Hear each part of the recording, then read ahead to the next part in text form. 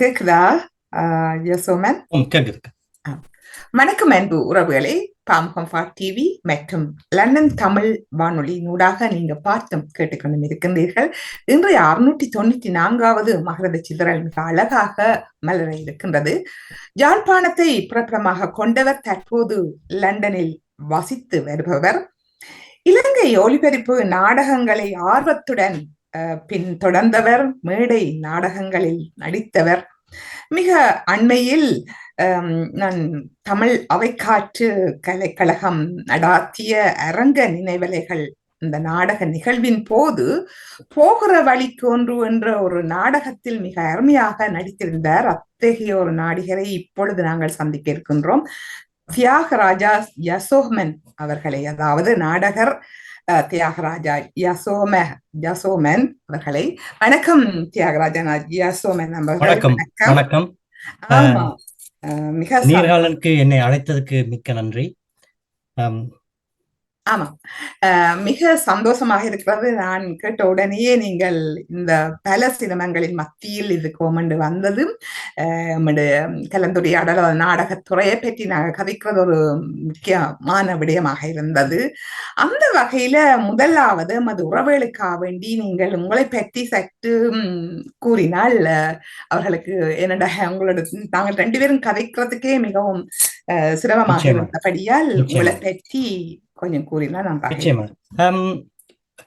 எனது இளைய பருவம் யாழ்ப்பாணத்திலே தான் ஆரம்பித்தது.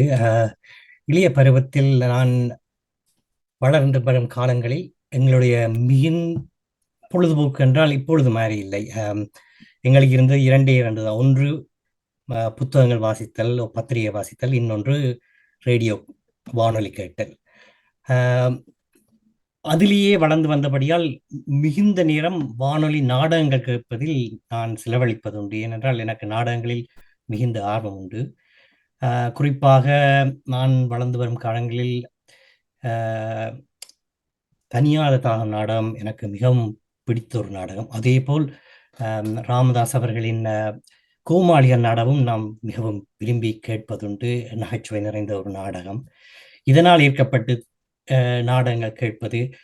அதன் பின்பு 82 காலங்களில் ரூபவாணி ஆரம்பிக்கப்பட்டது. அந்த காலகட்டங்களில் தமிழ் நிகழ்ச்சிகள் மிகவும் குறைவாகத்தான் அதில் ஒளிபரப்புவார்கள். அதில் ஈவன் தமிழ் நிகழ்ச்சிகளும் கூட தென்னிந்திய நாடகங்கள் வாரங்களில் ஒரு அரை மணி நேரம் ஒளிபரப்புவதுண்டு. நான் முதல் முறை பார்த்த இலங்கை நாடகம் திரு பாலேந்திரா அவர்களின் கண்ணாடி வார்ப்புகள். நான் சிறுவனாக இருந்தபொழுது அந்த நாடகத்தை 82 என்று நினைக்கின்றேன் அதில் ஒளிபரப்பினார்கள். அப்பொழுது பார்க்கும் பொழுது எனக்கு அந்த நாடகம் சரியாக புரியவில்லை. ஆனால் அந்த பேச்சுவார்த்தைகள், அந்த நாடக அரங்கம் அமைக்கப்பட்ட விதம், அதுகள் என்னை மிகவும் கவர்ந்திருந்தது. சில சில சில பேச்சுக்களை நாங்கள் வீட்டில் பேசும்போது கூட அந்த வார்த்தைகளை பாவிப்போம். எனக்கு அது மிகவும் கவர்ந்தது. தென்னிந்திய நாடகங்களில் இருந்து எங்களுடைய பேச்சு மொழியில் ஒரு நாடகத்தை பார்க்கும் பொழுது மிகுந்த ஆர்வமானது. எனக்கு அந்த நாடகம் விளங்கவில்லை. ஆக்சுவலி என்னத்தை அந்த நாடகம் சொல்கின்றது எனக்கு அந்த வயதில் எனக்கு விளங்கவில்லை. அதன் பின்பு நான் கொழும்பில் எனது மேற்படிப்புக்காக சென்ற பொழுது பாடசாலை நாடகங்கள் ஒரு சிலவற்றில் பங்கேற்றிருக்கின்றேன். அதன் பின்பு 90களில் நான் லண்டன் வந்த பொழுது எனக்கும் திரு பாலேந்திரா அவர்களுக்கும் ஒரு பொது நண்பர், அவருடன் பேசிக் கொண்டிருக்கும் பொழுது அவர்தான் குறிப்பிட்டார், நமக்கு நாடகத்தில் நடிக்கிறதுல விருப்பம் இருக்குத்தானே, எனக்கு ஒரு ஆள் தெரியும், போகிறோம். நான் சரி ஓகே யார் என்று சொல்லும்போது பாலேந்திரான்னு குறிப்பிட்டார். பாலேந்திரான்றவுடன் எனக்கு கண்ணாடி வார்ப்புகள் நாடகம் ஞாபகம் வந்து நான் அவர் திருப்பி கண்ணாடி வார்ப்புகள் அவர் தான் எனக்கு அந்த பேரை கேட்ட உடனேயே ஒரு என்னென்று சொல்ல ஒரு செலிபிரிட்டியை சந்திக்க போகின்ற ஒரு உற்சாகம். நான் சரி என்ன அன்று அவர் அறிமுகப்படுத்தி அன்று நான் பாலேந்திராவையும் ஆனந்தராணியையும் சந்தித்து பேசினேன். அன்றிலிருந்து ஆரம்பமானது எங்களுடைய பயணம். 90ஆம் ஆண்டு ஆரம்பித்தது. இந்த நாடக பயணம் உங்களுக்கு அப்படி ஆரம்பித்திருக்குது. ஆனா இந்த நாடகத்துல உங்களுக்கு ஆர்வம் வந்ததுக்கு உங்களுடைய குடும்ப பின்னணியில யாராவது இருந்தார்களா? இல்லாட்டா உங்களோட குடும்ப பின்னணி, உங்களோட குடும்பம் எப்படி இருக்கிறதுன்றதை பற்றி கொஞ்சம் கூற எங்கள் முடியுமா? குடும்ப பின்னணியில் நாடகத்தில் ஈடுபட்டவர்கள் என்றில்லை, இசையில் ஈடுபட்டவர்கள் இருக்கிறார்கள். வாத்திய கருவிகளில் ஈடுபட்டவர்கள் இருக்கிறார்கள். பாடல்கள், கர்நாடக சங்கீதங்களில் ஈடுபட்டிருக்கிறார்கள். நாடகம் என்று நான் ஒருவன் தான் எங்கள் குடும்பத்தில் ஈடுபாடுடையவன் இருந்தேன். பொதுவாக எனக்கு இசைக்கருவி பெருசாக வாசிக்கவும் தெரியாது. பாட்டும் எனக்கு சரியா வராது. மேபி அதுதான் என்னை நாடகத்தின் வழியில் செலுத்தியதோ என்று எனக்கு தெரியவில்லை. நாடகம் ஒரு சிறந்த கலை. நீங்கள் கூறியது போதுதான் எனக்கு ஞாபகம் வந்தது. உங்களுடைய உறவினர்களாகத்தான் எனக்கு உங்களை அறிமுகம் செய்தவரே அனனியாதர்கள். ஆமாம், அவர் முன்பு நான் நினைக்கிறேன் 2020ஆம் ஆண்டு கூட டாக்டர் சுகனியா அவர்களை, அவர் ஒரு இசை துறையில மிகவும் பிரபலியமானவர். மிக அண்மையிலே நான் கண்டேன். அவரோட பேசக்கூடிய ஒரு வாய்ப்பு ஏற்பட்டது எனக்கு. அந்த வகையில நான் நினைக்கிறேன் உங்களுடைய இசை நாடகம் என்றது அந்த கலை எந்த வகை இருந்தாலும், நீங்கள் இலங்கை ஒலிபரப்பு கூட்டுத்தாபனத்தை பற்றி கூட கூறும் பொழுது எனக்கு மிக சந்தோஷமாக இருந்தது. என்னுடைய தந்தை கூட வானொலி நாடகங்களை எழுதி அதுல நடித்திருக்கின்ற, அங்க அவர் நடிக்கவில்லை, ஆனா அவருக்காக வேண்டி அங்க நடித்திருக்கிறார்கள். அங்க நீங்க கூறுகின்ற ஒரு செல்வராஜன், ஜேசரட்னம், பல பேரை நீங்கள் அந்த நேரத்துல அந்த இது எங்களுக்கு ஒரு பதிவு தான். அந்த நினைவு இலங்கை ஒலிபரப்பு தாபனத்துல எனக்கு தெரியும், ஒரு பெட்டி மாதிரி ஒரு ரேடியோ வச்சு கொண்டுதான் காதை கொடுத்து எல்லோரும் கேட்டுக்கொண்டிருப்பீர்கள். அந்த நாடகம், நீங்க சொல்லுகிற நாடகத்தை செவி மூலமாகத்தான் எல்லோரும், அதன் மூலமாக அந்த நடிப்பை கொடுக்கறதுன்றது மிக அருமை, சரியான கஷ்டம். ஒலி வடிவம் மட்டும்தான் அந்த அவருடைய நடிப்பை எங்களுக்கு காட்டும். ஒலி மட்டும்தான். அதிலிருந்து நாங்கள் அந்த காட்சியை எங்கள் மனதில் கற்பனை பண்ணி. அதை பற்றி கொஞ்சம் சொல்லுங்க. நீங்கள் அந்த ஒலிபரப்பு கூட்டுத்தனத்தை கேட்க நான் அங்க போயிட்டோம். ஏனண்டா அந்த பெட்டியில வச்சு என்னுடைய சந்தை கூட போய் கிட்ட நின்று கேட்டுக்கொண்டிருக்கிறது. அப்ப அது ஒரு அருமையான ஒரு காலம் என்றுதான் நான் அப்ப சின்ன பிள்ளை என்றாலும் உங்களுக்கு நீங்கள் கண்ட அந்த ஒலிபரப்பு கூட்டு தாபனத்துல நீங்கள் சந்தித்த கலைஞர்கள் பற்றி கொஞ்சம் கூறினால் மிக அழகா இருக்கும். நான் எங்களுடைய மாமா ஒரு இலங்கை ஒலிபரப்பு வேலை செய்து கொண்டிருந்தார். அவர் மூலமாக என்னால் ஒரு தடவை ஒலிபரப்பு கூட்டுத்தானுக்கு போகக்கூடிய சந்தர்ப்பம் ஏற்படுது. அப்பொழுது நான் 12 வயது இருக்கும் என்று நினைக்கின்றேன். அப்பொழுது சிறுவர் மலர் நிகழ்ச்சி நடந்து கொண்டிருந்தது. அப்பொழுது அவர் என்னை அழைத்தார். உங்களுக்கு இதில் பங்கு பெற்ற விருப்பமானு கேட்டார். நான் ஆமாம், பங்கு பெற்று வருகிறேன். அவர் என்னை அழைத்து ஒரு கதை சொல்ல சொன்னார். ஒரு கதை சொன்னேன். அந்த நினைவுகள் எனக்கு இருக்கின்றது. ஆனால் நான் ஒலிபரப்பு கூட்டுத்தாபனத்தில் போய் பங்கு பெற்றிய வேறு நிகழ்வுகள் எனக்கு இல்லை. மற்றபடி வீட்டில் இருந்தவாறு டிரான்சிஸ்டர் ரேடியோ, உங்களுக்கு தெரியும் என்று நினைக்கின்றேன், பெரிய டிரான்சிஸ்டர் ரேடியோ, அது ஓன் பண்ணினால் ஸ்டார்ட் ஆகிறதுக்கே கொஞ்சம் நேரம் ஆகும். ஒரு 2-3 மினிட்ஸ் ஆகும் அது ஓம் ஆகி ஸ்டார்ட் ஆகிறதுக்கு. அதை கேட்டு நாங்கள் அதில் தான் எங்களுடைய நாடக வாழ்க்கை ஆரம்பம். ஆமாம், நீங்க கூட சந்தோஷமா இருக்கிறது. இப்ப கேட்டுக்கொண்டிருக்கின்ற உறவுகளும் கூட அந்த காலகட்டத்துக்கு போய் அந்த நினைவுகளை ஊறுவார்கள் என்று நான் நினைக்கின்றேன். நீங்கள் சொல்லுகிற அந்த பெட்டி மாதிரி இது அந்த முந்தி இப்போ மாதிரி டெக்னாலஜி இல்லை தானே. இப்ப வாட்ஸ்அப் அது இல்லாட்டா டெலிவிஷனோ ஒன்றும் வராத காலத்துல அன்றைய காலகட்டத்துல நீங்க சொல்லுமா போல அந்த ஒலிபரப்பு கூட்டுத்தாபனம் மிக மிக பிரபல்யமாக இப்ப இடம்பெற்றது. அதுல நீங்கள் நாடகம் கேட்டிருக்கீங்க அல்லாட்டா நடிச்சிருக்கீங்களா? எனக்கு நடிப்பதற்கு அந்த நேரம் ஒரு வாய்ப்பு கிடைக்கவில்லை. கேட்டதோடுதான் ஒலிபரப்பு கூட்டுத்தாபனம் நாடகம் கேட்டதோடு சரி. அப்படியா? அதுக்கு பிறகு நீங்கள் இலங்கையில என்னென்ன நாடகங்கள் நடிச்சிருக்கீங்களா? அப்படி இந்த கல்லூரியில் கொழும்பு இந்து கல்லூரியில் படிக்கும் பொழுது 2 தமிழ் கலை விழாக்கள் 2-3 நாடகங்கள் நாங்கள் நடித்திருக்கின்றோம். அது மாணவர்களோடு சேர்ந்து நடித்த நாடகங்கள். பெரிய அளவில்லை, சிறிய அளவில் தான். அதுதான் என்னுடைய நாடகத்தின் நடிப்பின் ஆரம்பம். அதுதான் ஆரம்பம். நீங்க லண்டன்ல வந்து அன்றைக்கு கூட நீங்க நடிச்சது வந்து ஒரு மிகவும் அற்புதமாக இருந்தது. என்னென்ற அமைதியாக இந்த ஓரங்க நாடகம் மட்டும் இருக்கிறது. அதாவது அது அது ஒரு போர் சூழல்ல ஒரு ஒரு கஷ்டமான ஒரு அதை நாங்க கற்பனை பண்ண வேணும் இல்லையா? அந்த ஒரு பாத்திரத்தை நீங்கள் அழகாக செய்திருந்தீங்கள். அதுல ஆனந்தராணியும் நடிச்சிருந்தாள். ஆனா நீங்கள் உங்களுடைய பாத்திரத்தை வாசுதேவன் மிக இதாக அந்த பேச்சு, அந்த ஒரு மென்மையான ஒரு பேச்சு அவர் பேசினார். அதை பற்றி கொஞ்சம் சொல்லுங்க, உங்களுடைய நாடகத்தின் பேரையும். அந்த நாடகத்தில் நான் அதான் முதல் முறையாக நடித்திருந்தேன். நான் அந்த நாடகம் முடிந்த பிறகு வீடு சென்றவுடன் முதல் மெசேஜ் நான் வாசுதேவனுக்கு ஒரு மெசேஜ் அனுப்பினேன். உங்களுடைய நடிப்பை இன்டிமிடேட் பண்ண என்றால் எனக்கு கதிரையில் அந்த இருந்து நடிக்கும் போதே எனக்கு பயமா, உங்களை பார்க்கும் போதே பயமா இருந்தது என்று கூறினேன். அவர் அவ்வளவு தூரம் அதில் இல்ல. ஆமாம், ஒரு கோபம், ஒரு வெண்மை, ஒரு வார்த்தையெல்லாம் வன்முறையாக இருந்ததுதான் அந்த அது. திரு பாலேந்திரா அவர்களின் நாடகங்கள் வந்து பொதுவாக மக்களோடு சேர்ந்த நாடகங்கள், கற்பனை நாடகங்களா இருந்தாலும் மக்களுக்கு தொடர்புடைய நாடகங்கள். எல்லாரும் தங்களை அதை தொடர்பு படுத்தி பார்க்கலாம். ஒவ்வொரு காலகட்டத்தில் காத்திருப்பு என்ற நாடகம் நீங்கள் பார்த்தீர்களோ தெரியவில்லை. அன்றைக்கு ஒரு அன்னை தனது மகனை இழந்து காத்து, அது வந்து எங்களோட நாடக குழுவில் இருக்கும் திரு வாசுதேவன் அவர்கள் அந்த நாடகத்தை எழுதினவர். அந்த நாடகங்கள் வந்து அதில் மண்டபத்தில் இருந்த பல பேர் அதை தங்களுடன் இணைத்துக் கொள்ளலாம். தங்களுடைய வாழ்க்கையோ, தங்களுடைய பக்கத்து வீட்டிலேயோ, பக்கத்து நகரத்திலேயோ, கிராமத்திலேயோ ஒரு நடந்த நிகழ்வு. அது மாதிரித்தான் இந்த சம்பந்தன் நாடகம் நீங்கள் பார்த்த நிகழ்வு. சம்பந்தன் நாடகம் இதேதான்.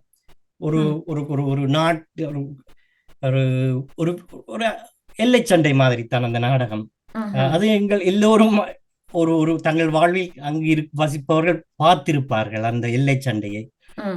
பாலேந்திரா நாடகங்கள், திரு பாலேந்திரா அவர்களின் நாடகங்கள் இதுதான் எனக்கு பிடித்ததும். அதுதான் வந்திருந்த பார்வையாளர்கள் தங்களை இணைத்துக் கொள்ளலாம். அந்த நாடகத்தில் இணைத்து தங்களை பழைய ஞாபகப்படுத்திக் கொள்வதற்கு இதுகள் நிறைய உதவியா இருக்கும். அது அன்றைக்கு பேசிய ஒருவர் கூட குறிப்பிட்டார், நாடகம் ஒரு பார்வையாளை கவர்வதற்கு இது ஒரு முக்கிய காரணம். தங்களை அந்த நாடகத்தை தங்களை இணைத்துக் கொண்டு நாடகத்தோடு பயணிப்பது.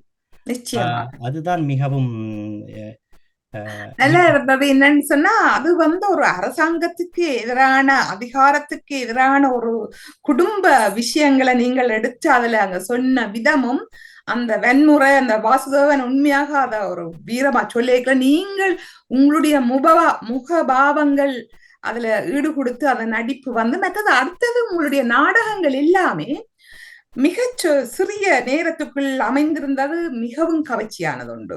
இல்ல கரநேரம் எல்லாரும் ரசிக்க மாட்டார்கள். எல்லோரும் என்ன விடயமாக இருந்த ஒரு எழுத்தோ வாசனையோ கரநேரம் ஒரு 10 நிமிஷத்துக்கு மேலதான். ஆனா அந்த நாடகங்கள், உங்களுடைய நாடகங்கள் எல்லாமே டக் டக் டக்காண்டு போச்சுது. அதான் அந்த ஒரு அன்றை செய்யப்பட்ட நாடகங்கள் எல்லோருமே எல்லா நாடகங்களுமே ஒரு சிறிய பகுதி, நாடகங்களிலிருந்து சிறிய பகுதிகளே காட்சிப்படுத்தப்பட்டது. நேரமின்மையின் காரணமாக எல்லோருக்கும் ஒரு சிறிய பகுதிகளை காண்பித்து அதில் அவர்களுக்கு ஒரு ஆர்வத்தை கொண்டு வருவதற்காக. நீங்கள் இன்னொரு விஷயம் நான் குறிப்பிட வேண்டும். முதலாவது நாடகமாக இளையவர்கள் அந்த நாடகம் செய்திருந்தார்கள். அந்த நாடகத்தின் பெயர்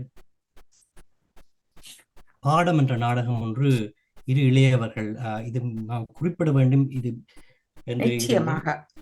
அந்த இளையவர்கள் இங்கு பிறந்து வளர்ந்தவர்கள். அவர்களுக்கு தாய்மொழி தமிழாக இருந்தாலும் முதல் மொழி ஆங்கிலம்தான். போகின்ற இடங்களில் பள்ளிக்கூடங்களில் பேசுவது.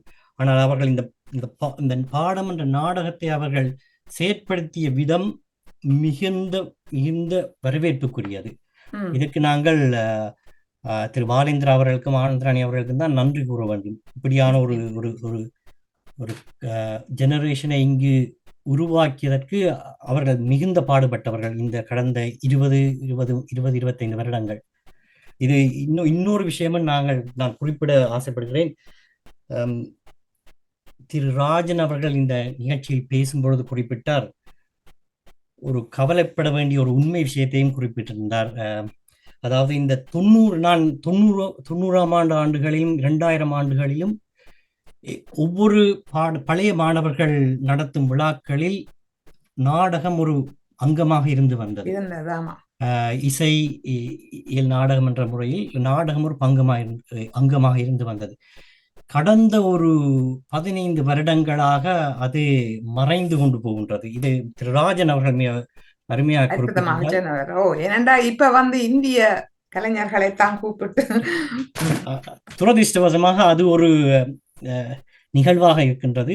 நான் ஏன் சொல்ல வருகிறேன் என்றால், இந்த 2000 ஆண்டுகளில் நாடகம் பார்த்த சிறுவர்கள் எங்களோடு இணைந்து கொண்டார்கள். அந்த காலகட்டத்தில் இணைந்து கொண்டு தாங்களும் அதுக்குரிய பயிற்சியை எடுத்து தாங்களே ஒரு நாடகத்தை எழுதி நடித்தும் இருக்கிறார்கள். ஆனால் இப்பொழுது நாடக மேடையேற்றங்கள் குறைவடைவதால் அந்த ஜெனரேஷன் குறைஞ்சு கொண்டு போகுது. நான் இதனை உங்களிடம் கேள்விக்காக கேட்க வேண்டும். அதாவது இந்த இளையவர்கள் எப்படி ஆர்வம் காட்டுகின்றார்கள் என்றத ஒரு கேள்வியை வைத்திருந்தேன். நீங்கள் அதுக்கு பதில் கூறிவிட்டீர்கள். ஏனென்றால் அன்றைய முதலாவது நாடகத்தை நான் மிஸ் பண்ணிட்டேன். மற்ற எல்லா நாடகங்களும் பார்த்தேன். ஆனா இளையவர்கள் அதை முன்னின்று செய்வதை ஒரு மிக மிக பாராட்டக்கூடிய விடயம். அந்த விதத்துல இளையவர்கள் சிலர் அதனை பயிற்சி கொடுத்தவர்கள். நீங்கள் கூறுவது போன்று இன்றைய காலகட்டத்தில் இந்த மேடை நாடகங்கள் பொதுவாக டிவிக்கு முன்னாலே இருப்பார்கள், அதுல போற நாடகங்களும் பார்த்து கொண்டு இருக்கின்றார்கள். அதனால எங்களுடைய மக்களுடைய நடிப்பு திறமையோ இல்லாட்ட நாடகங்களை நீங்கள் புரியாது போது உங்களை போன்றவர்களை பார்க்க முடியாத ஒரு சந்தர்ப்பம் இருக்கிறது. ஆனா அன்றைக்கு மிக சந்தோஷமாக இருந்தது. ஒரு குறுகிய நேரத்துல நான் முன்பு குறிப்பிட்டது மாதிரி செய்தது. இளையவர்கள் அதை இதன்னது. இப்ப எதிர்காலத்துல நீங்கள் இந்த இளையவர்களை பற்றி என்ன கூற விரும்புகிறீர்கள்? இவர்கள் ஆர்வம் காட்டுகின்றார்களா, தொடர்வார்களா, எப்படி வருவார்கள்? இந்த ஆர்வம் காட்டுவதற்கான சந்தர்ப்பத்தை நாங்கள் ஏற்படுத்தி கொடுக்க வேண்டும்.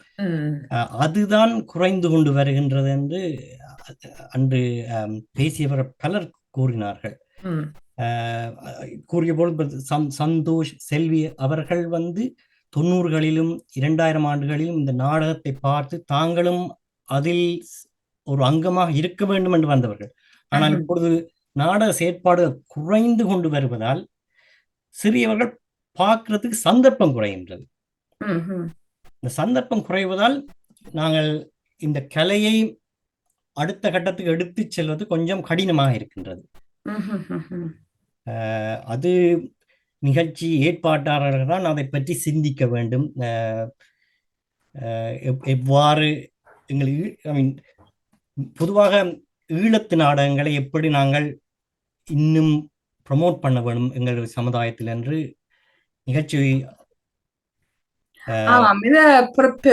அந்த அன்றைய நாடகத்தை நாங்கள் பார்க்கும் பொழுது இப்ப இலங்கையில பொதுவாக போர்ல இருந்துதான் எல்லா நாடகங்களுமே ஆரம்பமாகிறது. இப்ப பழைய காலத்தை எடுத்துப்பட்ட பார்த்தாலுமே எல்லாம் போர். அதுல ஒரு நெகட்டிவா கதை கேட்கல, ஒரு தன்னைக்கா கேட்கல உண்டு. நாங்க 2 பேரும் இசைந்து போனால் அது இல்ல.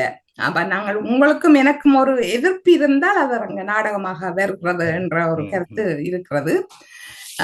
ஆனா அந்த போரை வச்சு கொண்டுதான் வந்தது. அந்த போருக்கு பிறகு பல கதைகள், பல சோக கதைகள். அன்றைக்குன்னு கூட நடித்தது ஒரு தாய் தன்னுடைய மகனை எதிர்பார்த்து கொண்டிருக்கிற கதை கூட அதை நெஞ்ச உருக்கினது இல்லையா? அது சும்மா அது எல்லாம் நுட்பமாக அதை எல்லோரும் அவதானித்தார்கள். ஏனென்றா பின் ட்ராப்ஸ் சைலன்ஸ் அது ஒரு முக்கியமான விடயம். எல்லோரும் தங்களை அந்த நாடகத்தில் இணைத்துக் கொண்டார்கள். எல்லோருக்கும் அந்த ஒரு அனுபவம் இருந்திருக்கின்றது. அவர் தங்களுடைய பழைய நினைவுகளை அதில் கொண்டு தங்களை அந்த நாடகத்தில் இணைத்து கொண்டபடியால் தான் எல்லோரும் அதை ரசித்து பார்த்து கொண்டிருந்தார்கள். இன்னொரு விஷயம் சொல்லுவது நல்ல இது, அது அந்த போர்க்காலம். ஆனா இப்படிய வாழ்க்கை பிரச்சனைகளையும் இப்ப இங்க புலம்பெயர்ந்த நாடுகள்ல நாங்கள் பார்க்கும் பொழுது பல்வேறுபட்ட சமூக பிரச்சனைகள் இளையோடி கொண்டிருக்கிறது. அது எங்களுக்கு தெரியாது.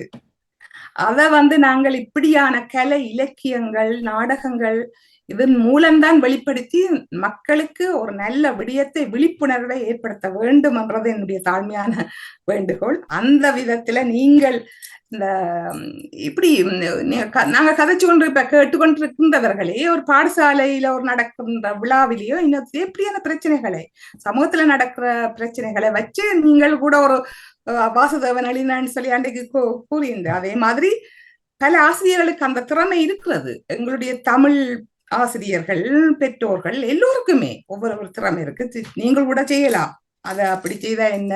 என்னடா நீங்கள் மிகவும் ஒரு நாடகத்துல ஈடுபாடுடையவர் என்ற வகையில. அதை ஆரம்பிப்பது இலகு, அதை செயற்படுத்துவதுதான் சரியான கஷ்டம். உங்களுக்கே தெரியும், இந்த மேற்கு நாடுகளில் உங்களுடைய வாழ்வியல் ஒரு டைட் ஷெட்யூல்ல தான் போய்கொண்டிருக்கும். என்ன இப்போ ஒரு உதாரணத்தை சொல்ல போனால், நாங்கள் இந்த நிகழ்ச்சிக்கு நாங்கள் தயாராகும் பொழுது கூட எல்லோரையும் ஒரே நேரத்தில் அழைத்து ஒரு ரிஹர்சல் பண்ணுவது என்பதே மிகவும் கடினமான விஷயம். சந்தர்ப்பம் வர வேண்டும், அதே போல் ஆர்வம் இருக்க வேண்டும், எல்லோருக்கும் ஆர்வம் இருக்க வேண்டும். இருந்தால் செய்ய முடியும். அது நான் மீண்டும் சொல்லுவது, நான் இன்னொரு விஷயம் என்னென்றால், இந்த ஆவணப்படுத்தல் என்ற ஒரு விடயமும் நாங்கள் அன்று பேசினோம். ஆவணப்படுத்துவதின் இறுதி வெற்றி அந்த ஆவணப்படுத்திய விஷயத்தை அடுத்த சந்ததியினர் உபயோகப்படுத்துவதுதான் அது இந்த இறுதி வெற்றி. இவர் இந்த கடைசியாக திரு பாலேந்திரா அவர்கள் பிரத்யோ காட்சி என்ற புத்தகம் வெளியிட்டார். அந்த புத்தகத்தில் அவர் வெளியிட்டதின் மிக முக்கியமான ஒரு நோக்கமே, இதை படிப்பவர்கள் ஒரு இன்ஸ்பிரேஷன் ஆகி தாங்களே அந்த நாடகத்தை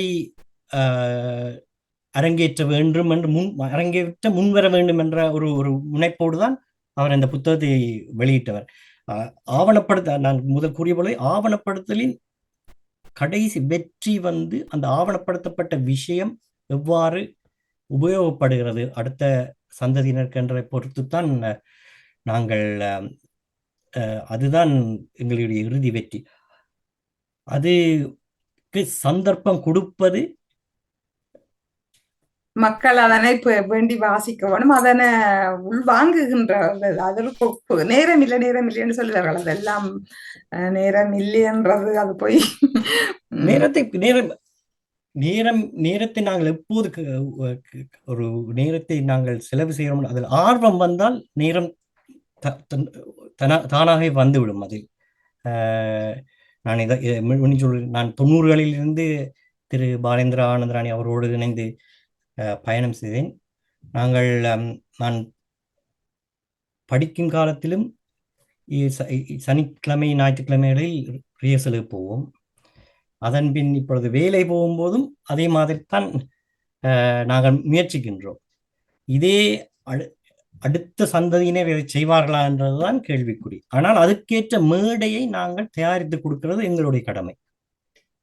ஆமாம், நீங்கள் கூறியிருந்தீர்கள் அன்று முதல் நாடகம் இளையவர்கள் நடித்தார்கள். அப்ப அதை கூறியிருந்தார்கள், அவர்கள் நேரத்தோட வீட்டையும் போய்விட்டார்கள். ஆனா அப்படி நாங்கள் உற்சாகப்படுத்தினால் இளையவர்களும் கட்டாயம் செய்வார்கள் இல்லையா? அதுக்கு சந்தர்ப்பம் கொடுக்க வேண்டும். நிச்சயமாக. அதுக்கு என்ன செய்யலாம்னு நினைக்கிறீங்கள்? இந்த வளர்ச்சியை எப்படி தண்டலாம்ன்ற ஒரு யோசனை.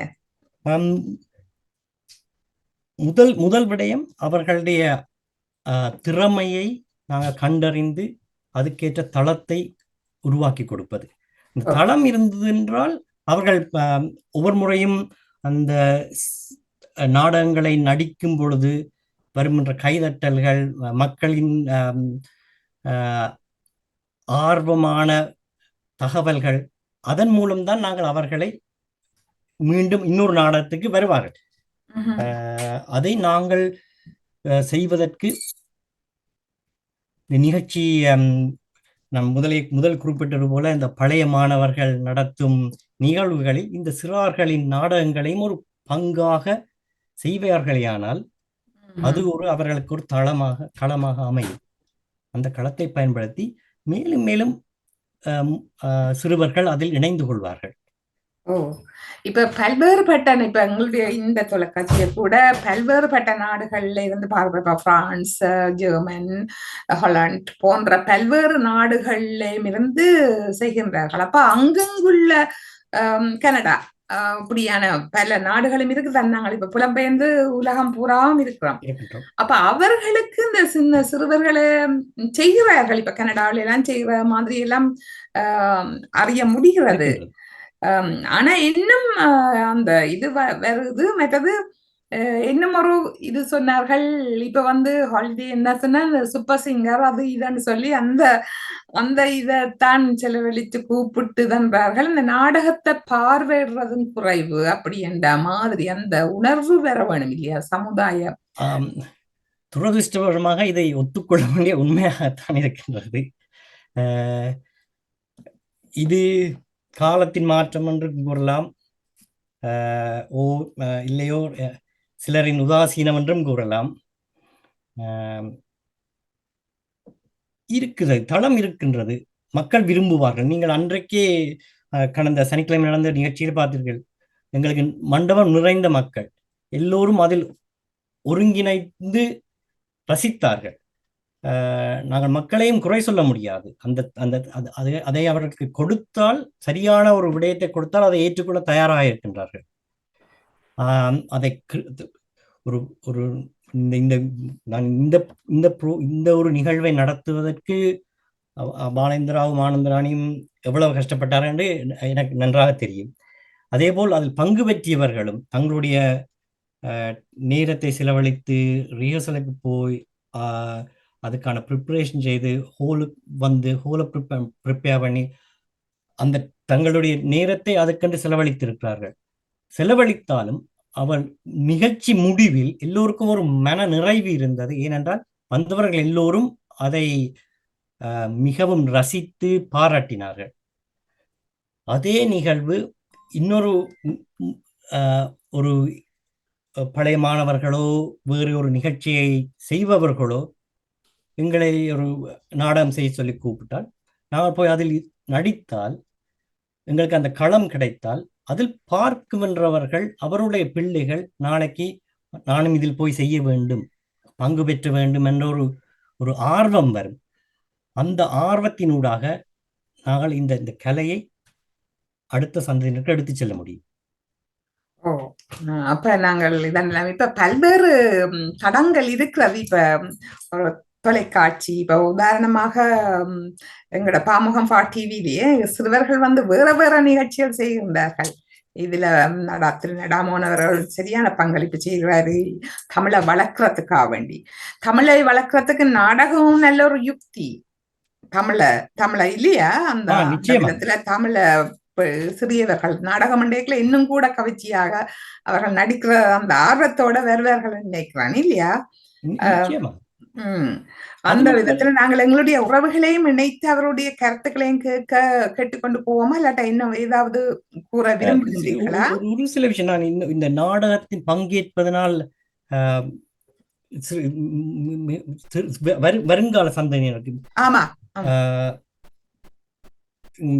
முக்கியமாக சொல்ல போனால் சந்தோஷ் செல்வி அவர்கள் அன்று நடித்தார்கள். அவர்கள் நாங்கள் ஒரு கலந்துரையாடும் போது கூறினார்கள், இந்த நாடக ரிஹர்சலுக்கு வந்து நாடக பயிற்சி அறைகளுக்கு வந்து பயிற்சி பெற்றதா தங்களுக்கு ஒரு கான்ஃபிடன்ஸ், வேற ஒரு மீட்டிங் ரூம்ல போய் பேசிக்கையோ அல்லது இன்னொரு ப்ரெசன்டேஷன் ஸ்கூல்ல யூனிவர்சிட்டியோ ஸ்கூல்ல போய் ஒரு ப்ரெசன்டேஷன் செய்ய தங்களா நேச்சுரலாவே அவருக்கு ஒரு கான்ஃபிடன்ஸ் வந்தது. இந்த நாடகம் நடிப்பது மட்டுமல்ல, இது உங்கள் வாழ்க்கைக்கும் ஒரு துணையாக இருக்குது.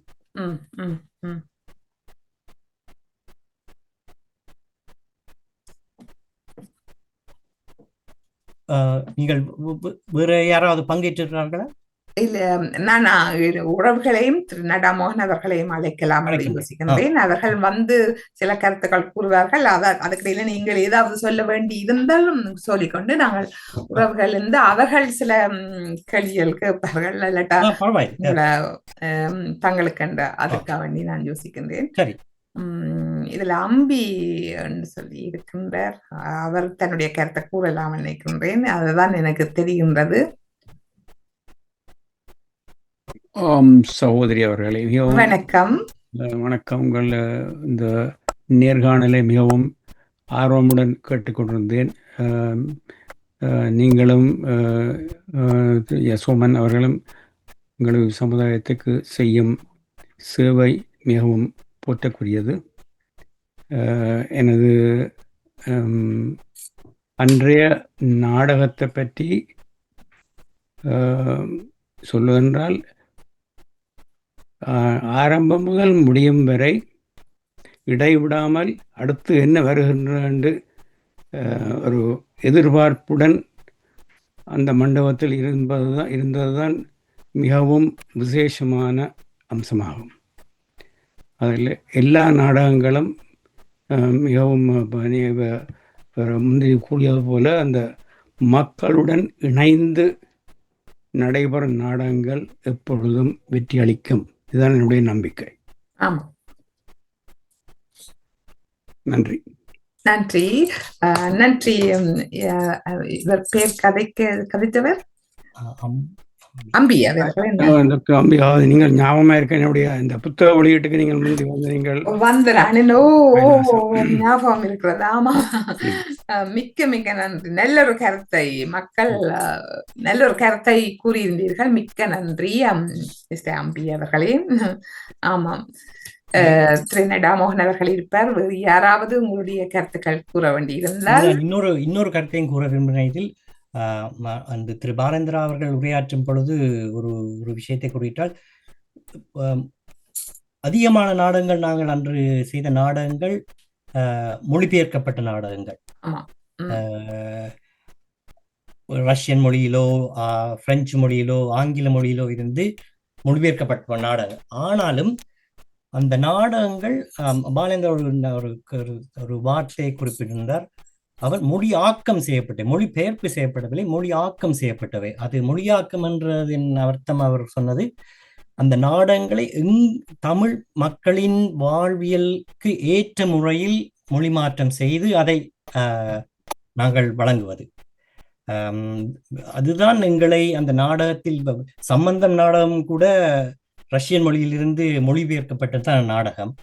அதை மொழியாக்கம் செய்து எங்களுடைய வாழ்வியல் முறைக்கு ஏற்ற மாதிரி, எங்களுடைய ஊரில் நடக்கும் ஒரு கல்யாணம் காணி பிரச்சனை மாதிரி அதே மாதிரி நிகழ்வில் அதை கொண்டு சென்றது மிகவும் ரசிக்கத்தன்மையானது. ஆமாம், அன்று செக்கோவோட அவருடைய சிறுகதைகள்ல நான் வாசித்திருக்கின்றேன். நான் நாடகங்கள் ஒன்றும் வாசிக்கவில்லை. ஆனால் அன்று திரு பாலேந்திரா அவர்கள் கூறும் பொழுது அதனை கேட்டுக்கொண்டிருந்தேன். மகிழ்ச்சியாக இருந்தது. ஆமாம், வேறு யாராவது? திரு அம்பி அவர்கள் திரும்பவும் ஏதோ சொல்ல வேண்டும் என்று இருந்தாரா? இல்லையா? இல்லை. ஓகே, நன்றி. திரு நடாமோகன் அவர்கள் அவருடைய அந்த கருத்து என்ன? மக்களுடன் சேர்ந்திருந்தால் என்னது? அது ஒருக்கா திருப்பி ஒருக்கா அல்ல உங்களுக்கு வழங்கி இருந்தா சொல்லுவீங்களா? அப்படி போனால் நல்லது என்று சொல்லி இருந்தார் மேயர். மக்களோட அந்த மக்கள் ஒன்றிக்க வேண்டும் அதோட என்று சொல்லி அப்படிதானே உடனே இந்த வாழ்க்கை சம்பவங்களை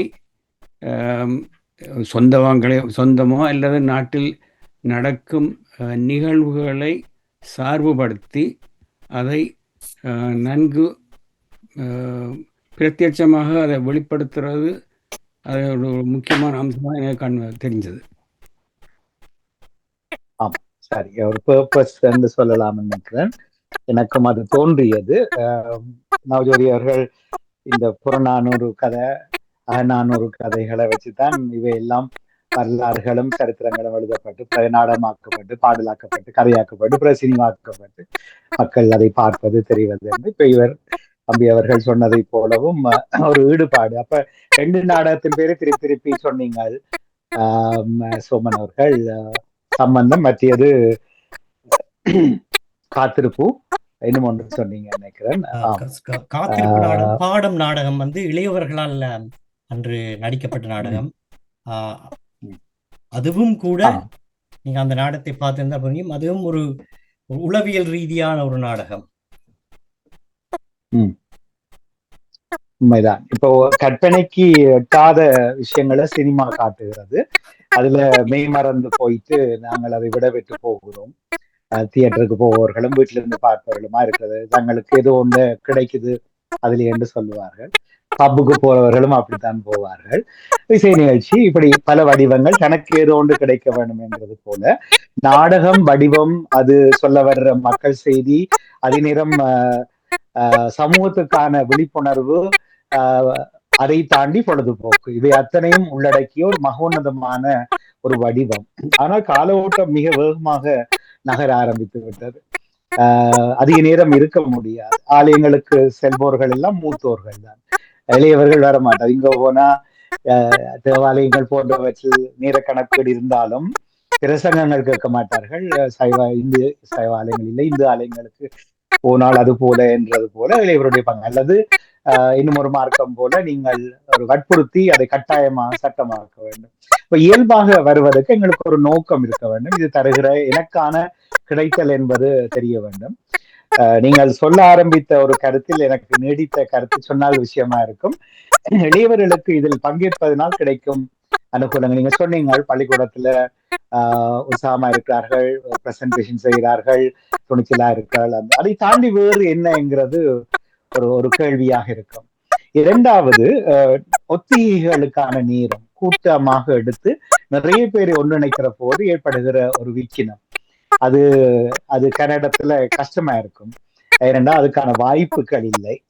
அதே நேரம் ஒரு அரங்குக்கு போகிற போது முன்னைய காலங்களைப் போல அந்த அரங்குக்கு போபவர்கள் கட்டாயமாக ஒரு அரை நாள் அதுக்கென தங்களை தயாரிப்புகள் எல்லாம் செய்து ஒப்பனைகள் செய்து கொண்டு வருவார்கள். அதெல்லாம் இந்த காலத்தில் நடப்பதற்கான சாத்தியம் இல்லை. மிக முக்கியமான உங்களிடமிருந்து கருத்து கேட்பதற்கு பொதுவாக நாம் செய்கிற பெரிய தவறு, மத்திய கலைஞருடைய நிகழ்ச்சிகளுக்கு நாங்கள் போவதில்லை. நீங்கள் சொல்பவர்களை பார்த்தால் கூட யார் இணைப்புக்குள்ள வந்திருக்கிறீங்க? ஒரு முறை வெளியேறிக் கொள்ளுங்கள் தயவு செய்து. சரி, நன்றி. இதை இப்போ நாடகம் பற்றி பேசியதுனால நான் யசோவன் பற்றி தான் நிறைய அறிவு போகிறேன் என்று யோசித்திருந்தேன். ஆனா நீங்கள் தமிழ் அவைக்காட்டு கழக பள்ளி பாலேந்திரா ஆந்திராணியுடைய முயற்சிகள் பற்றி மற்றும் இந்த அவைகள் பற்றி, இதில் இளையோருடைய தொடர்ச்சியான ஈடுபாடுகள் அதிகரிக்க வேண்டும் என்பது பற்றி அழகாய் சொல்லி ஒரு பொறுமைப்படுத்தி இருந்தீர்கள். வாழ்த்துக்கள். அது இன்னும் சிறப்பாக இருந்தது. மற்றும் உங்களுடைய ஈடுபாட்டை முதலிலே ஆரம்பத்தில் சொல்லி இருந்தீர்கள். ஆனால் இந்த ஒருவருடைய நிகழ்ச்சிக்கு மதிப்பளித்தல் என்பது என்னை பொறுத்த வரைக்கும் மிக பலவீனமாக இருக்கிறது. நாடகத்தில் பங்கேற்கிற கலைஞர்கள் பலரை தெரியும். நான் நிறைய பயணித்திருக்கிறேன். ஐரோப்பிய வளங்கள் எல்லாம் வருகிற போது அவைக்காட்டு கழகத்துடன் நான் சுயாதீனமாகத்தான், நான் அதில் அங்கத்தினன் இல்லை, நான் பணமும் வாங்குவதில்லை, இது ஒன்றுக்கும் நான் என்னுடைய செலவிலே தான் பயணித்திருக்கிறேன். ஆனால் பிறகு அதே போல ஏனியவர்கள் செய்கிற போது நாடகம் மட்டுமல்ல, இதில் பங்கேற்பவர்களை காண முடியாது. இப்ப சிறுகதை எழுத்தாளர் புத்தகத்தை வெளியிடுவார், வந்து சொல்லுவார் 1000 பேருக்கு சொன்னேன், ஒரு 4 பேர் தான் வந்திருக்கிறீர்கள். நீங்கள் எத்தனை புத்தக வெளியீடுகளுக்கு அழைக்காமலே போய் நின்று வாழ்த்து தெரிவித்திருக்கிறீர்கள். அழைப்பு விடுத்தால், விருதுகள் கொடுத்தால், பட்டயம் கொடுத்தால், கௌரவ பிரதம விருந்தினர் அல்லது பங்களிப்பு செய்ய மேடை சந்தர்ப்பம் கொடுத்தால் நாங்கள் போகிறோம். நாடகம் முடிந்த உடனே ஏனைய நிகழ்ச்சிகளுக்கு பார்ப்பதற்கு கூட அதே பங்கேற்பாளர்கள் மண்டபத்தில் இருப்பதில்லை. இதையும் சொல்லாமல் விடுகிறோம் என்பதற்கான உங்களுடைய மனம் திறப்பை ஒரு முறை சொல்லுங்க. நான் இந்த கருத்துக்கு என்னுடைய தனிப்பட்ட ஒரு கருத்தை மட்டும்தான் என்னால் கூற முடியும். மற்றவர்களை ஏன் செய்கிறார்கள், ஏன் செய்யவில்லை என்று கூறுவது கொஞ்சம் கஷ்டம் எனக்கு. சமூகம் சார்ந்து பேசலாம், எல்லாரும் தோல்வி அடைகிறோம். தனிப்பட்ட முறையில் என்னுடைய தனிப்பட்ட முறையில் நான் நாடகங்கள், எனக்கு யாராவது சொன்னால் இங்கே ஒரு நாடகம் நடக்குது போவோமானால் நான் அங்கு நிற்பேன். எனக்கு அதில் எந்தவித தயக்கமும் இருக்காது. யார் என்று நான் பார்க்க மாட்டேன். ஏன்னா நாடகங்கள் என்றால் எனக்கு இசை கச்சேரிகள், நாட்டியங்கள் அதில் அவ்வளவு ஆர்வம் இல்லை. நாடகம்தான் எனக்கு தெரிந்த ஒரு கலை. எனக்கு எங்கேயாவது ஒரு குரூப்பிலோ எங்கேயாவது நாடகம் நடக்குது என்றால் என்னால் அந்த நேரத்துக்கு என்னால் போக முடியும் என்றால் நான் கட்டாயமாக போய் அவர்களை உற்சாகப்படுத்தி என்னால் முடிந்த அளவு எனக்கு செய்வேன். தனிப்பட்ட முறையில் என்னால் கூற முடியுமே தவிர எனக்கு மற்றவர்களை இதில் ஈடுபடுத்தி கூறுவது எனக்கு அவ்வளவு தூரம் பரிச்சயம் இல்லை. அது உண்மை. அது இப்ப உங்களைப் போல மற்றவர்களும், அது இப்போ உதாரணமாக நீங்கள் நாடகம் சம்பந்தப்பட்டது என்று சொல்லி சொன்னால், அது போல பலர் கூட அது போன்ற செயல்பாடுகளில் ஈடுபடுபவர்களுடைய நிகழ்ச்சிகளுக்கு போய் இருக்க வேணும். கூப்பிட்டால் மட்டுமல்ல, சிலது இலவசமாக நிச்சயமா நடக்குது, நிச்சயமா பலது பணத்துக்காக டிக்கெட் போட்டு செய்கிறார்கள். எதுவாக இருந்தாலும் ஒரு ஆதரவை கொடுக்கலாம், ஏதோ ஒன்றை செய்யலாம். ஆனால் உங்கள் பார்வையில் அது ஏனையவர்கள் செய்வது குறைவு என்பது தெரிகிறது தானே? இந்த இந்த இந்த ஒரு பிரச்சனை நாடக கலைக்கு மட்டுமல்ல, இல்ல இன்று நாடகம் பற்றி பேசுவதால் எல்லா கலைகளிலும் இந்த ஒரு ஒரு ஒரு கூற்று இருக்கின்றது. எல்லார் மனையிலும் அந்த டீச்சர் வச்சா இந்த இவர் போறதில்லை, அப்படி அந்த இந்த ஒரு கூற்று எல்லா கலைகளிலும், பாடு, டான்ஸ், எல்லா கலைகளிலும் இது நான் கேள்விப்பட்டிருக்கின்றேன். ஆனால் நான் முதலேயே சொன்னது போல் தனிப்பட்டவர்களை கோல் காட்டி என்னால் கூற முடியாது. நான் என்னை மட்டுமே இல்லை, நான் ஏன் அதை கேட்டேன் என்றால், பொதுவாக சமூகம் சார்ந்தே இது தோல்வி எல்லாருக்கும். எங்கள் சமூகத்தில் மட்டும்தான் இருக்கின்றதா? எல்லா சமூகத்திலும்? நாங்கள் எங்களை பற்றி பேசுவோம். பொதுவாக அதே போல ஒரு பிரபல்யமான திரை நடிகரோ இசையமைப்பாளர் வந்தால், பிளாக்ல 400 பவுனுக்கு டிக்கெட் வாங்கி போகிற இளைய சமூகம் என்ன சொல்லுறேன், இளையவர்கள் ஒரு லண்டன் இசை நிகழ்ச்சிக்கு சுவிட்சர்லாந்துல இருந்து 23 இளையவர்கள் ஒரே அடியாக டிக்கெட் புக் பண்ணி பிளைட்ல வந்தார்கள். இளையவர்கள், அவர்கள் சுவிஸில் பிறந்தவர்கள். அவர்கள் இங்கே வந்து அவர்களுக்கு பாதி பெரிய டிக்கெட் கிடைக்கல, 250 டிக்கெட்டை 400 பவுன் கொடுத்தார்கள். அதுக்கு சாட்சி நான் பொய்யா சொல்லவில்லை. ஆனா இங்கேயும் அப்படித்தான். ஒன்று பாக்ஸ் ஆபீஸ் இந்த அட்வர்டா போட்டா காணும், எல்லாமே ஃபில்அப் ஆகுது என்கிற போது எங்கேயோ ஒரு இடத்த சமூகம் சார்ந்து தவறு விடுகிறோம். இது இப்ப இனிய இப்போ உதாரணமாக ஆங்கில ஒரு இசை வடிவம் என்று எடுத்துக்கொண்டால், அவர்கள் உள்ளூரில் இருந்து தலைத்து வந்தவர்கள் தான். கொரியாவிலிருந்து வந்தா தான் கிரௌட் போகுது. இங்கிலீஷ் மியூசிக் கன்சர்ட்டுக்கு வந்து ஆட்கள் குறை வேண்டது, அங்கும் அடிபட்டு தான் டிக்கெட் எடுக்கிறாங்க.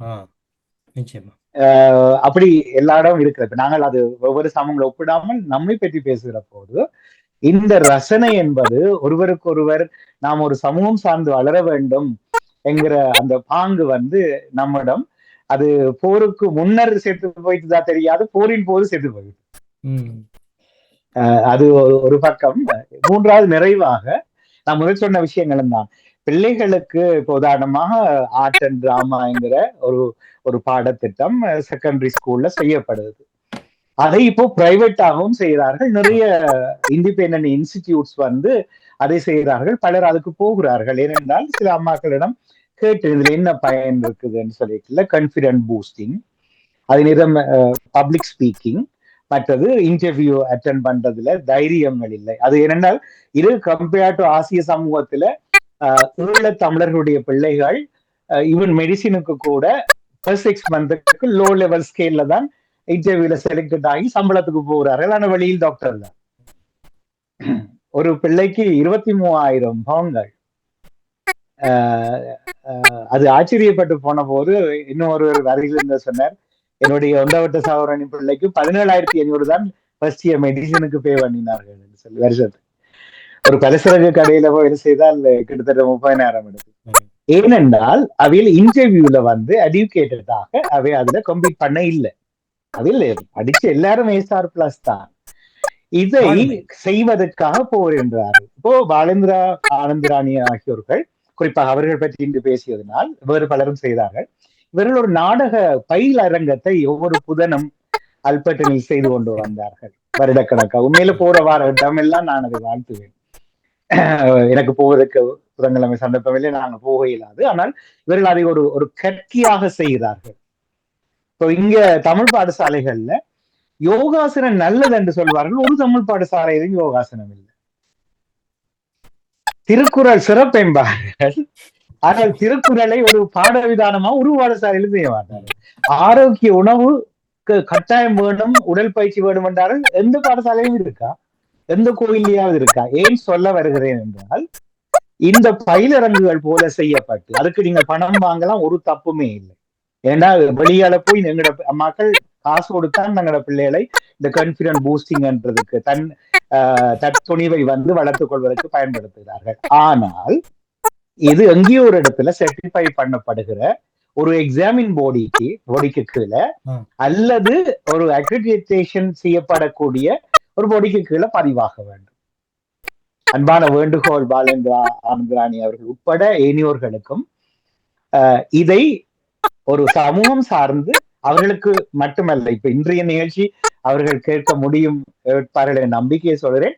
நான் உட்பட நவஜோதி உட்பட நாங்கள் இதை கட்டமைப்புகள் பிரித்தானியாவின் ஐரோப்பிய கட்டமைப்புக்குள் நாங்கள் கொண்டு வர வேண்டும். ஆனால் மொழி தமிழ் தான், பயில்கை முறை எங்களுடையதுதான். இதை நாங்கள் ஒரு சிலபஸாக அக்செப்ட் பண்ணப்பட்டு அதுக்கான அங்கீகாரங்கள் கொடுத்தால் தெரியும் தானே. இது சர்டிபிகேட்டுக்காக எங்களுடைய அம்மாக்கள் அனைவர்கள் பாவம் ஒரு குறை சொல்லிலாது எங்களோட வீடுகளையும் செய்திருக்கிறார்கள். ஆனா ஒன்றும் இல்லை, சர்டிபிகேட்டை பார்த்து இது ஒண்ணு நடக்க போதில் ஒரு மாயை. இந்த கலைக்கும் அது கிடைக்குமாக இருந்தால் சொல்லி 6 மாதத்துக்குள் அந்த கலையரங்கு பிள்ளைகளால் நிச்சயமா நல்ல ஒரு யுக்தி. நாங்கள் என்ன செய்யறோம்னா மொழிபெயர்ப்பை மொழி ஆக்கத்தமாக கொண்டு வந்து தமிழை தமிழுக்குள்ள மட்டும் ஓட விடுறோம். தமிழ் பிள்ளைகள் தமிழ் சட்டிக்குள்ள எல்லாம் ஓடுகிறார்கள், உலக சட்டிகள் யாரையும் காணும் இல்லையா? அப்ப நாங்கள் புலம்பெயர்ந்து விட்டோம். இங்குதான் அப்படி இணைந்து கொள்ள எங்களுடைய சந்ததிகள் இங்குதான் இருக்க போகின்றன. நாங்கள் இன்டகிரேட் பண்ண இல்லை, இந்த சொசைட்டியோடையும் பண்ண இல்லை, இங்க சிஸ்டத்துக்குள்ளேயும் நாங்க பண்ண இல்லை என்றுதான் என்னுடைய ஒரு பெரும் குறை. இப்ப இந்த காட்டிலையில் மொழி சார்ந்து பல விடயங்கள் செய்வோம், ஆனால் தமிழ் படிப்புகிறதே இல்லை. தமிழ் அம்மா தமிழ் ஐயா, அதால நீங்க தமிழ் உதுக்கா உயிரை விடாதீங்க நேரடியா சொல்லிடுங்க.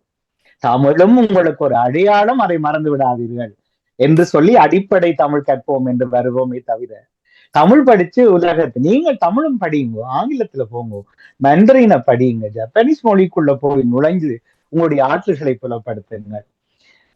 ஓகே, அது முன்மொழிய வேண்டும் என நினைத்தேன், அதனால் சொன்னேன்.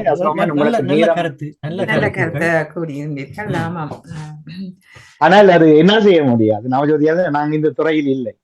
ஆனால் போராடி பலமுறை எங்களுடைய ஓபிபி என்கிற ஓடி விளையாடு பாப்பா ஓபிபி என்ற அழைப்போம் 28 ஆண்டுகள் செய்கிறோம். அதை நாங்கள் பாடவிதானப்படுத்த வலிக்கிட்டு எனக்குரிய துறை சார்ந்த சரியான நிபுணத்துவங்கள் எனக்கும் போறவில்லை. எனக்கு ஆசிரியரிடம் 2 முறை தோல்வி அடைந்து விட்டோம். ஆனாலும் அந்த முயற்சி இருக்கிறது. அதாவது வகுப்பறை இல்லாத ஒரு பாடம், பாட விதானம் இல்லாத பாடம், பரீட்சை இல்லாத ஒரு படிப்பு, ஆசிரியர் இல்லாத ஒரு படிப்பு. இதன் மூலம்தான் தமிழ் ஒரு பரீட்சை மொழி அல்ல, தமிழ் ஒரு வாழ்வியல் மொழி. ஆனால் பரீட்சைக்கு எடுத்து நாங்கள் வேலைக்கு போகும்போது பயக்கில வேண்டியது ஏனைய மொழிகள் இருக்கிறது. அவை உங்களுடைய அடுத்த கருத்தரங்கு அல்லது உங்களுடைய ஆய்வு அரங்கு, உங்கள் பாத்திரங்கள் நீங்கள் சந்திக்கிற போது மனம் விட்டு பேசுங்கள், அதை முன்னெடுத்து செல்லுங்கள். கண்டிப்பாக யாரென்றாலும் செய்யட்டும். ஐரோப்பாவில் பலர் செய்கிறார்கள், ஆனால் தமிழில் மட்டும்தான் நின்று கொள்கிறோம் என்கிறவாக நீங்கள் அதுக்கு நீங்க செய்யற போது காற்றலை ஊடகமாக நாங்கள் ஏதாவது செய்யணும் என்றால் ஏற்கனவே கை உயர்த்தி இருக்கிறோம், கண்டிப்பாக செய்வோம். நன்றி நன்றி. இந்த மகிழ்ச்சி மற்றது, நீங்க அழகான தமிழ் பேச்சு இலகுவா பேசுறீங்க, சிறப்பாக இருக்கிறது. ரசித்தேன் உண்மையிலேயே. நவஜோதிகளும் விட்டு கொடுக்கல, அவரும் இடையில போட்டு நல்ல வடிவா கேள்வியில் எடுத்தார். நிறைந்த வாழ்த்துக்கள். உங்கள் நேரத்தை கருத்தில் கொண்டு நன்றி தியாகராஜா ஜாசுமன் அவர்களுக்கு. அவருடைய ஆனந்தராணி பாலேந்திரா அவர்களையும் நாங்கள் இந்த காற்றலை மகரந்த சிதறலில் கொண்டு வர நான் எண்ணி இருக்கின்றேன். அவர்கள் தற்பொழுது கனடா சென்றிருப்பதால் அதன் பிறகு நாங்கள் இங்கே தன்னுடைய கருத்துக்களை கூறுவதாக எனக்கு கூறியிருக்கின்றார்கள் திருமதி ஆனந்தராணி பாலேந்திரா அவர்கள். அது ஒரு சந்தோஷமாக இருந்தது அன்றைக்கு. உண்மையாக நான் அது நேரடியாக திரு நடாமோனம் வந்திருந்தால் நல்லா இருந்திருக்கும். அது பார்த்தால் மிக அழகாகத்தான் செய்திருந்தார்கள். அது ஒரு நேராக எதையும் பார்க்க வேண்டும் என்றதை நான் உணர்ந்து கொண்டேன். அந்த விதத்தில் இன்று அருமையாக பேசி தன்னுடைய பல்வேறு கருத்துக்களை, அதாவது இலங்கை ஒலிபரப்பு கூட்டுத்தாபனத்திலிருந்து லண்டன் வரை எங்களை கொண்டு வந்ததுக்கு திரு தியாகராஜா ஜாசோவன் அவர்களுக்கு மிகுந்த நன்றியை தெரிவித்து, திரு நடாமோகன் மிக அழகாக எங்களை இதை ஒரு நல்ல ஒரு உத்வேகத்தோட இந்த இதை கொண்டு செல்ல வேண்டும் என்ற ஒரு முயற்சியும் கூறியதுக்கு அதற்கு நன்றி சொல்லி, இதில் கலந்து சிறப்பித்த அம்பி ஐயர் அவர்களுக்கும் மிகுந்த நன்றியை தெரிவித்து, அவர் நல்ல சமூக கருத்தை தெரிவித்திருந்தார், அவருக்கும் நன்றி கூறி அடுத்து 695வது நிறைவு கருத்தையும் ஒரு வினாடி கேட்க. ஆமாம், நிச்சயமாக. எனக்கு இந்த இதில் என்னை ஒரு அந்த நாடகத்தை நீங்க அன்று பார்த்த பொழுதே உடனடியாக வந்து எனக்கு கேட்டீர்கள். முதலில் எனக்கு ஒரு தயக்கமாகத்தான் இருந்தது. எனக்கு இப்படியான ஒரு நேரலை நேர்முக இன்டர்வியூ கொடுத்தின பழக்கம் இல்லை முன்னெல்லாம். ஆனால் நான் பிறகு யோசித்து பார்த்தேன், சரி இது எங்களுக்கு ஒரு சந்தர்ப்பம், எங்களுடைய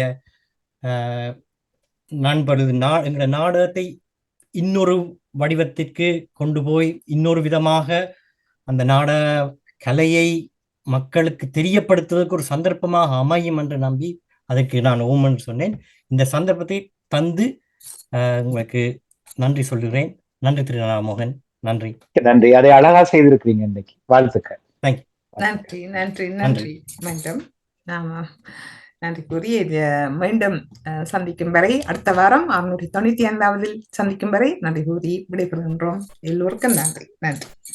நன்றி, வணக்கம். மீண்டும் சந்திக்கலாம். வாழ்த்துக்கள். நன்றி, வணக்கம்.